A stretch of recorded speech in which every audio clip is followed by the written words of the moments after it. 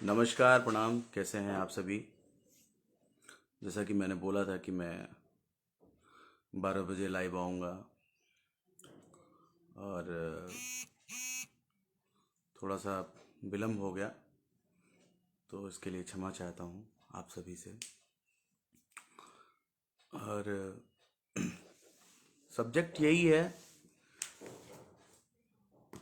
कि जो अपने इंडस्ट्री में चल रहा है उसका कुछ समझ में नहीं आ रहा कि ये इसका कोई निष्कर्ष क्या निकले या क्या निकाला जाए या सटीक रास्ता क्या होगा। आप सभी लोग जुड़ जाइए, फिर मैं आप सभी से बातें करूंगा और आप सबके बीच अपनी बात साझा करूंगा। और जितने लोग जुड़ रहे हैं वो शेयर भी कर दें ताकि मेरी बात सभी लोगों तक पहुंच सके।